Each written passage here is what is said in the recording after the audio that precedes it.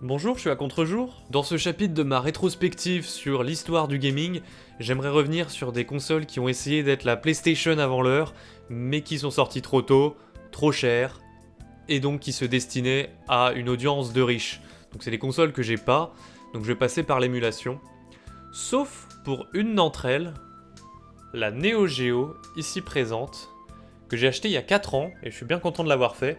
Comme ça je peux jouer sur du hardware original, mais pour ce qui est genre le CDI, la 3DO, je passerai par l'émulation sur mon PC. Commençons donc avec la Neo Geo. Et j'ai commencé par jouer à Fatal Fury Special parce que je l'ai aussi sur Mega CD, donc ça me permet de faire directement un lien entre les consoles 16 bits traditionnelles et la Neo Geo pour comparer les graphismes. Et ça m'a fait réaliser que le Mega CD s'en sortait vachement bien, n'empêche. Les persos sont tout aussi détaillés.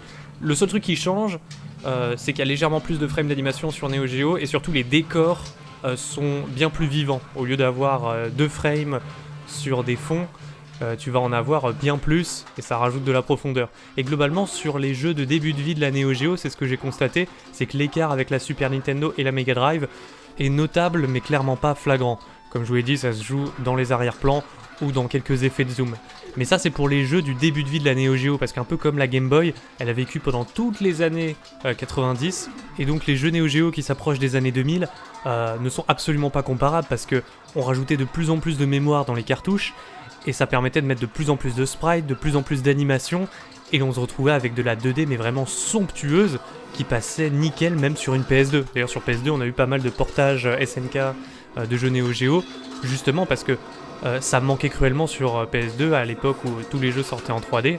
La 2D la plus belle qui existait, c'était encore toujours sur Neo Geo. D'ailleurs on voit comment la console s'est adaptée à son temps. Au début c'était vraiment de la pure 2D, et puis après elle essayait de rajouter de la profondeur avec des petits effets de perspective, avec des sprites digitalisés, pour donner cette fausse impression de 3D, même si il n'y a jamais eu des vrais polygones sur la console. Mais ça permettait de garder un rendu toujours moderne au fil des années qui passaient. Mais la Neo Geo, c'est surtout son stick. Parce que c'était ça son argument de vente à l'époque, c'était avoir le jeu d'arcade à la maison, là où sur Super Nintendo et Mega Drive on avait des expériences moins impressionnantes. Mais cette puissance avait un prix, la console coûtait super cher et chaque jeu c'était 200-300 € pour une seule cartouche. Peu de gens les ont achetés, c'était l'incarnation de la console pour riches, et c'est ce qui explique pourquoi aujourd'hui certains jeux dépassent les 1000 € d'occasion. Mais c'était comme avoir une vraie borne à la maison. Et vu que c'était des jeux arcade, bah tu vas pas du tout trouver des aventures solo, d'action-aventure ou avec un scénario. C'est que des expériences très rapides qui se prennent en main instantanément, et je vous avoue que c'était super rafraîchissant après avoir passé autant de temps sur la Mega Drive et la Super Nintendo. Là, le fait de pouvoir jouer sans pression, sans se dire qu'il faut que je finisse le jeu, c'est ça le plaisir de l'arcade. Et avec un stick, c'est magique. Le défaut de la plateforme par contre, c'est qu'il y a beaucoup de jeux qui se ressemblent, et la plupart c'est des jeux de baston. C'est un peu le même syndrome que sur PC Engine où on avait une quantité énorme de shoot 'em up, mais en vrai, une fois que t'as identifié les 2-3 meilleurs jeux, bah c'est eux que tu ponces, et les autres, t'as plus vraiment de raison de les lancer. Sur la Neo Geo c'est pareil. Je joue à SNK vs Capcom ou Garou Mark of the Wolves, mais ensuite j'ai besoin de jouer à d'autres styles. Alors il y a aussi pas mal de shoot 'em up sur la Neo Geo. Mon préféré reste Blazing Star pour son gameplay super nerveux, ses beaux graphismes, le fait que tu reprennes pas au début du niveau quand tu meurs. Il est très agréable à jouer, comme les run and gun à la Metal Slug. Mais sinon j'aime bien aussi certains jeux de sport, comme par exemple Windjammers, et je pense que mon jeu ultime de la Neo Geo c'est Neo Turf Master, le jeu de golf arcade le plus fun que je connaisse. Donc c'est pas une console pour tout le monde, mais une fois que t'as fait le tour du catalogue et que t'as identifié la dizaine de jeux qui te plaît le plus, à chaque fois que tu l'allumes tu vas t'éclater parce que la plupart de ces jeux ont vraiment un gameplay très soigné. Et là on régresse pas mal avec le CDI que je ne possède pas, donc on va passer sur émulation. Et on va pas y rester très longtemps parce que c'est pas 100% une console, c'était plutôt un outil multimédia qui avait des fonctions console, mais par exemple tu pouvais pas avoir des vrais niveaux avec un scrolling, c'était juste des images fixes sur lesquelles tu pouvais te déplacer.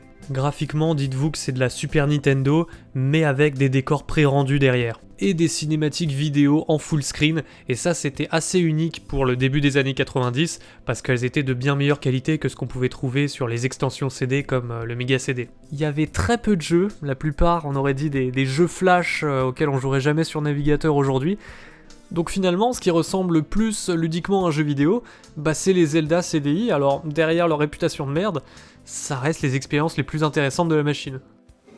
Retour sur le format cartouche avec la Jaguar, sortie en 1993, donc la même année que les Zelda CDI. Alors c'était soi-disant une console 64 bits, mais en vrai c'est bien en dessous d'une console 32 bits. Pour la plupart des jeux 2D, on est même en dessous d'une Mega Drive. Et sa particularité, c'est qu'elle permettait de faire de la 3D, mais c'était du low polygone, pas texturé, très cubique. Dites-vous qu'en termes de rendu, c'est l'équivalent des jeux Super FX de la Super Nintendo. Il y a des petites exceptions comme Alien vs Predator, qui est un petit peu plus beau, mais c'est lent, c'est pas du tout fluide et c'est vraiment très chiant à jouer. Comme la plupart du catalogue de la console en fait. À l'exception de quelques jeux de course, finalement il y a eu tellement peu de ventes que peu de développeurs ont développé des jeux dessus, et donc ça minimise encore plus les chances d'avoir un bon jeu qui tombe. Mais heureusement pour elle, Rayman est sorti dessus, et ça par contre c'est le jour et la nuit avec tout le reste du catalogue. C'est de la super belle 2D qui aurait clairement jamais pu sortir sur une Super Nintendo ou Mega Drive. Le jeu est jouable, a un bon level design, c'est la killer app de la console. Avant qu'il ressorte sur Saturn et PlayStation quelques temps plus tard. On passe sur le 32X, sorti en 94.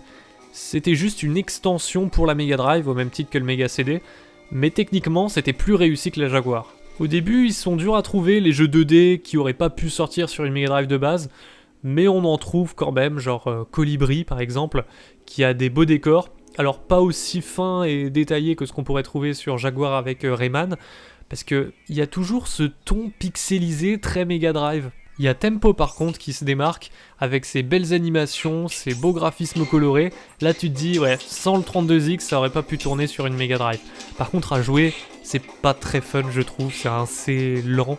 Finalement c'est juste une vitrine pour la console. Et en termes de 2D, vous verrez pas mieux. Il y a des jeux comme Knuckles Chaotic, c'est de la belle 16 bits mais c'est pas plus beau qu'un Sonic 3 sur Mega Drive. Il y a quelques effets visuels inédits, genre de distorsion, mais ils sont assez rares. Non, je pense que l'intérêt du 32X, c'est d'aller chercher des jeux en 3D de la série Virtua. Donc déjà Virtua Racing Deluxe, c'est une version améliorée du Virtua Racing de la Mega Drive. La route est encore assez scintillante, mais le rendu est moins granuleux et décoloré que la version Mega Drive, et le jeu est bien plus fluide, en plus d'avoir plus de contenu. C'est de loin le jeu qui m'amuse le plus sur cette extension. Et puis il y a aussi Virtua Fighter, et là j'ai été surpris, ça tourne bien, c'est fluide, c'est un vrai jeu de baston en 3D, sur ma Mega Drive, si on branche son petit champignon par-dessus. Ça prouvait que Sega savait faire de la 3D sur son 32X, et s'il avait eu plus de succès, eh ben on aurait eu sans doute bien plus de titres cool dessus, mais qu'on ne verra malheureusement jamais, puisque ça a été un échec, donc il y a eu très peu de jeux dessus, et donc très peu de jeux à retenir. Finalement, le peu de jeux qu'il y a eu est quand même plus qualitatif que ce qu'on peut trouver sur une Jaguar, parce que c'est des gameplays un peu plus originaux, et techniquement c'est un peu plus propre, mais par rapport à ce qu'on peut voir sur Mega Drive de base, c'est quand même beaucoup moins fun, et quitte à prendre une extension, autant se prendre le Mega CD qui a un catalogue bien plus riche.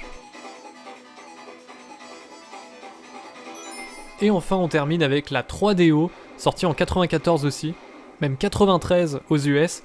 C'est la console qui devait en théorie bouleverser le jeu vidéo et véritablement le faire passer à la 32 bits avec la 3D, mais avec les différents problèmes de coût, d'organisation et de timing, c'était une console qui coûtait extrêmement cher, qui n'était pas destinée à tous, et finalement c'est la PlayStation qui se démarquera quelques temps plus tard et qui deviendra ce que la 3DO avait voulu être à la base, à savoir un nouveau compétiteur qui bouleverse l'industrie.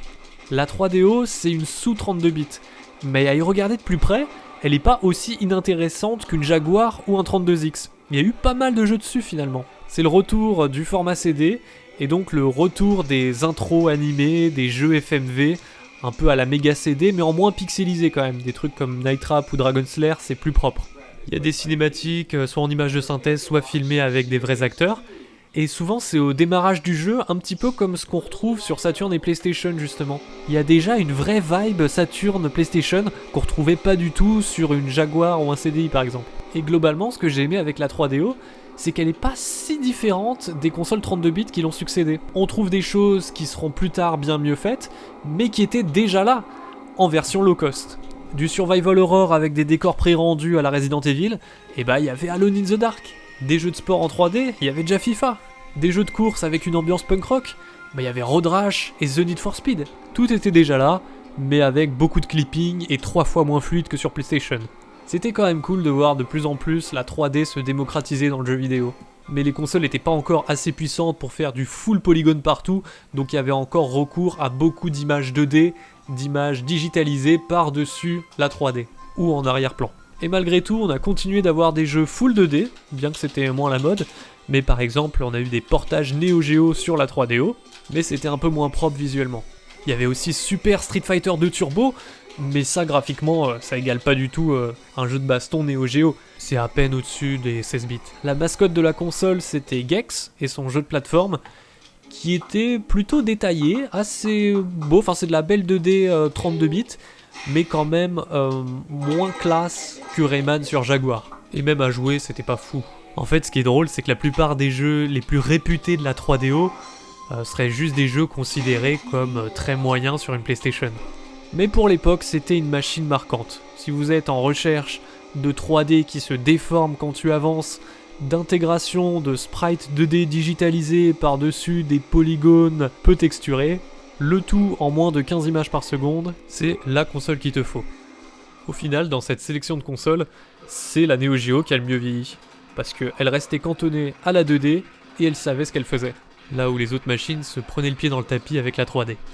On en a fini avec les consoles pour riches que quasiment personne ne possède. J'ai hâte maintenant d'enchaîner avec la ludothèque 32 bits. Surtout sur PlayStation, j'ai un paquet de jeux à faire. Et je vous présenterai ça dès la prochaine vidéo.